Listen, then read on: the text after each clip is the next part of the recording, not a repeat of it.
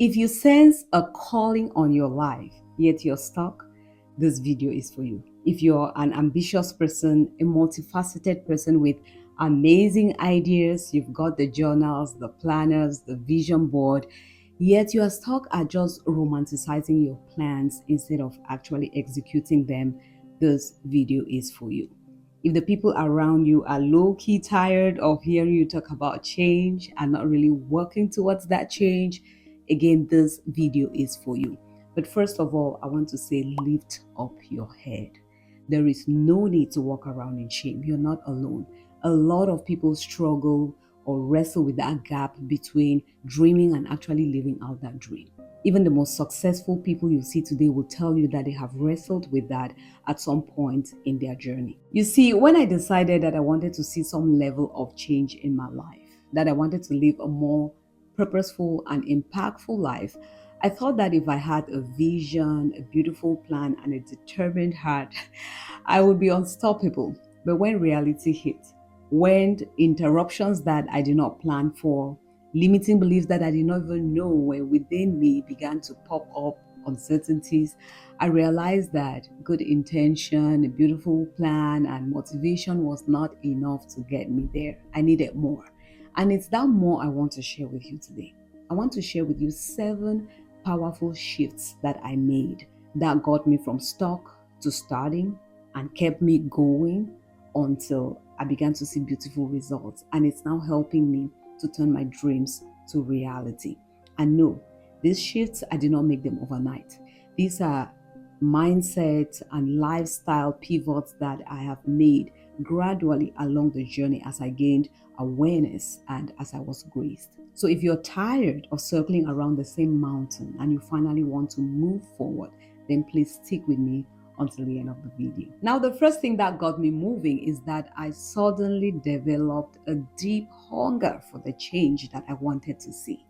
Initially, I would just talk about the change that I wanted to see. I would talk about the areas I believe I am gifted, I am called, but I would do nothing about it. I still remember times when my sister would ask me, "You've been talking about this blogging, when are you going to start?" My husband would pull up some songs I had written in high school and college, and he'll be like, "You keep talking about these things. When are you going to, birth them out?" You see, sometimes we settle in certain situations, not necessarily because we like it, but because we have become used to it. And for me, that is a big loss.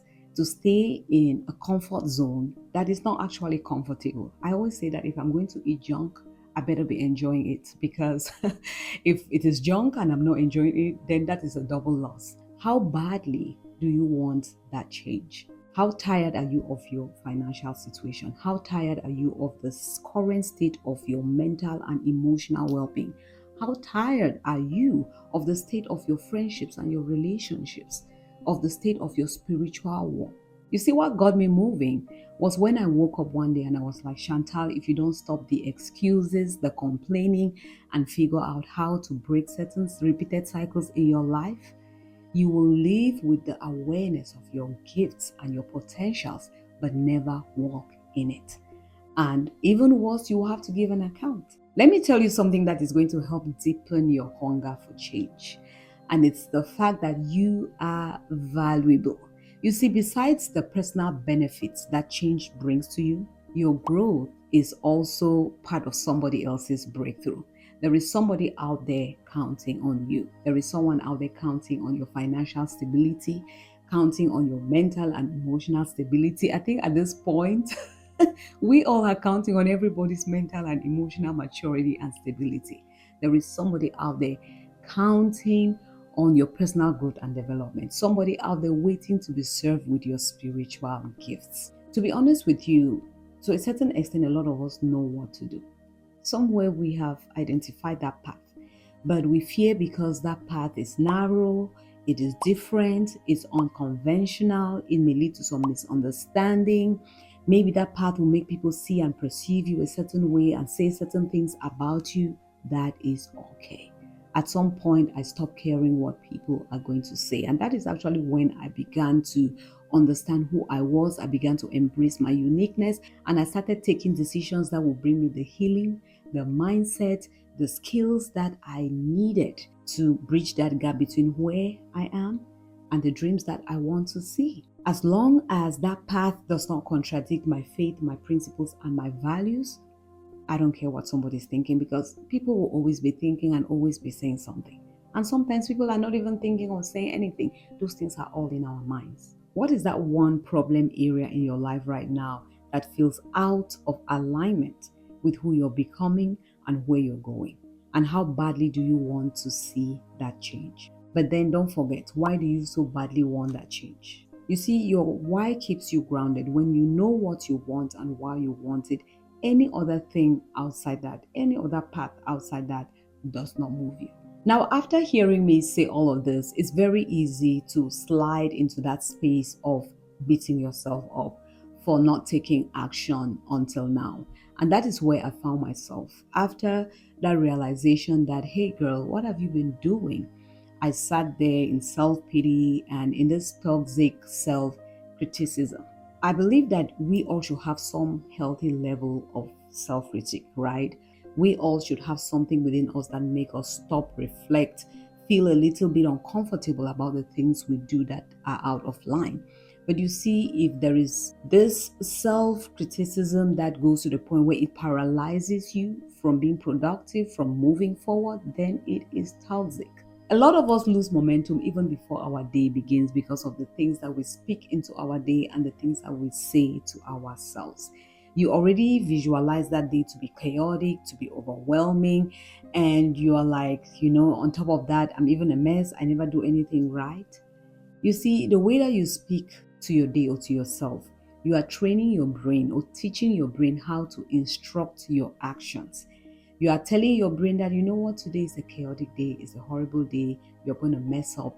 And so your brain is wired to keep you safe, to protect you. And so procrastination comes in, avoidance tendencies come in. You will do nothing, and then by the end of the day, you feel guilty. You start beating yourself up again, and then you start saying negative things again about yourself and about your day, and the cycle just continues. Do you know that you have the power to command your morning? I'm not talking about throwing a few words of affirmation here and there.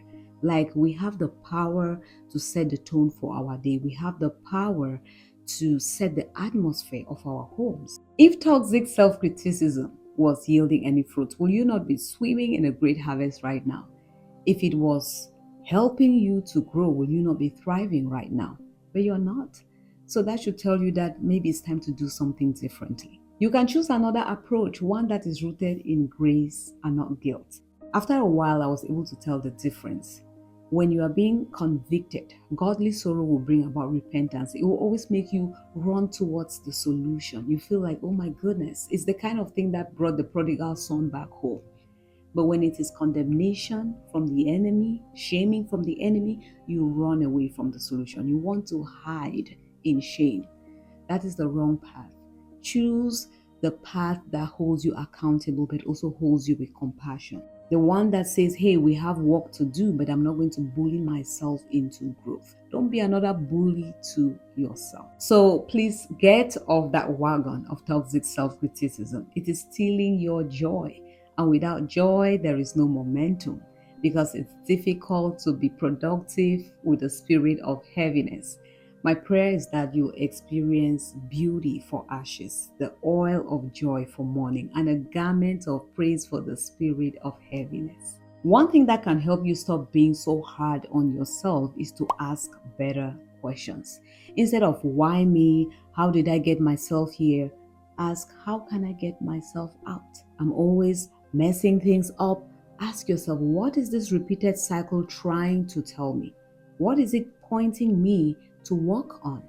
Instead of, oh my goodness, I messed up again today, ask yourself, what little thing can I do to realign? I am such a procrastinator. What is driving my avoidance? Why am I always avoiding the things I know I should be doing? Instead of, oh my goodness, I'm always overwhelmed, ask yourself, what boundaries am I not setting? Oh my goodness, I'll never be consistent. How can I show up today? If I cannot show up to the level that I had on my plan, in what little way can I show up? Change how you talk to yourself and how you address the situations in your life. And as you ask these questions, pay attention to the answers, because the answers to these questions will point you to what you should be doing next in the season. For me, after looking at the answers to these questions, it became clear to me that I needed to grow my capacity and not my goals. You see, many times when we feel stuck, we feel like, oh, maybe I need to dream more.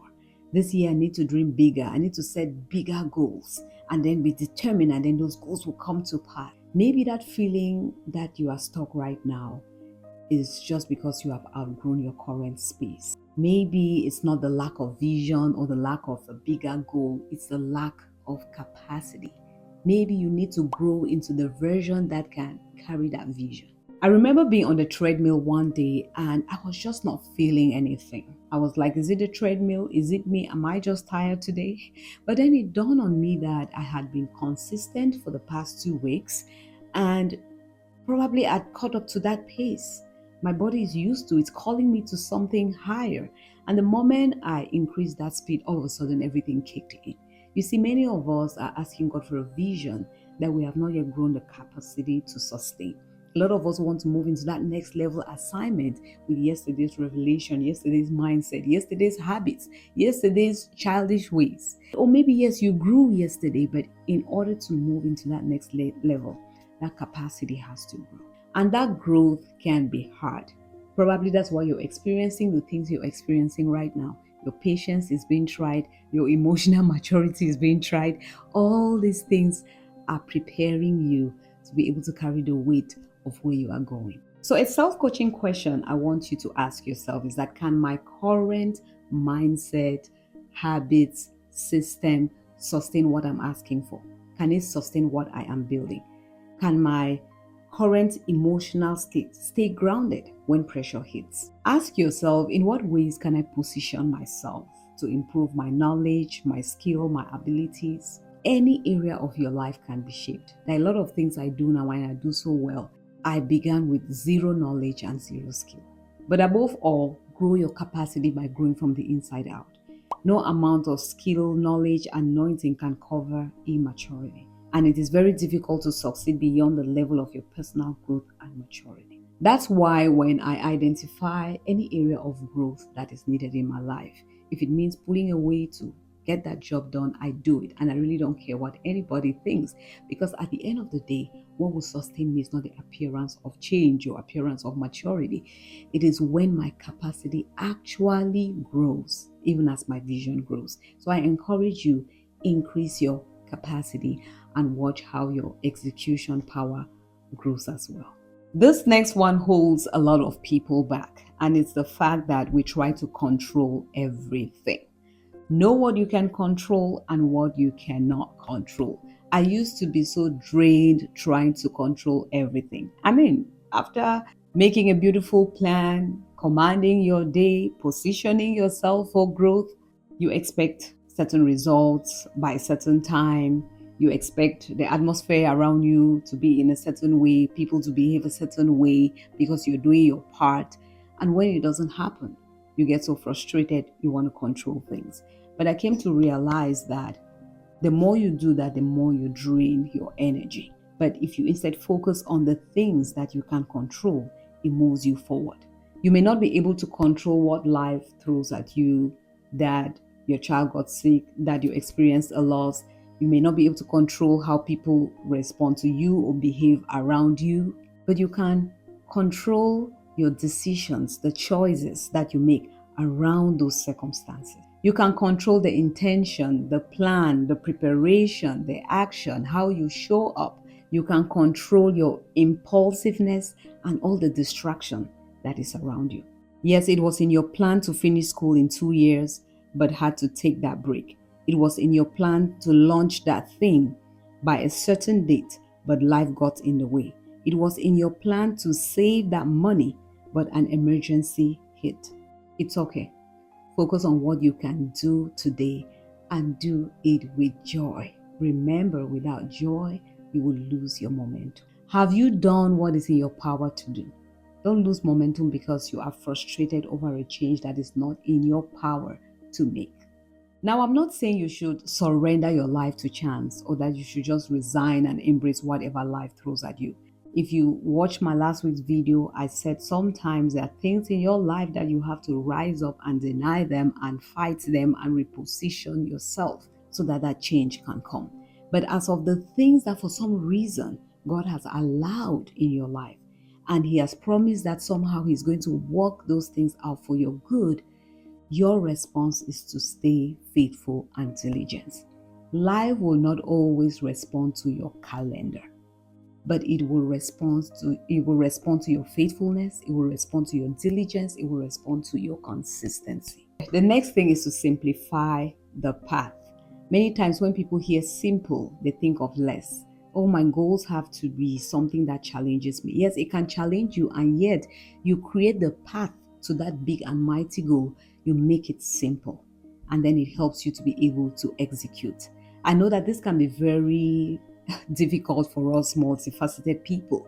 I used to want to fix everything in my life that needs fixing all at once. I want to launch all those 10 different ideas that are coming to my mind all at once. I want to introduce 10 new habits in my life all in 1 week. And then at the end of the week, I'm tired, exhausted. I did not even accomplish the goal. I beat myself up, and then the cycle continues. But now I've come to understand that momentum is not about doing more, it's about finishing more. The more you finish, the more it builds confidence and also skill to do more. You see, there's some things now that I do in a short space of time that used to take me more time. But because I've focused on that one thing, I know how to do it well, and to do it in a short time, I'm now able to add a second thing. And then after that, a second thing. When you look around and you see people doing certain things and you're like, oh my goodness, what is wrong with me? How are they able to handle all these things and I can't? It's over time that they have built capacity.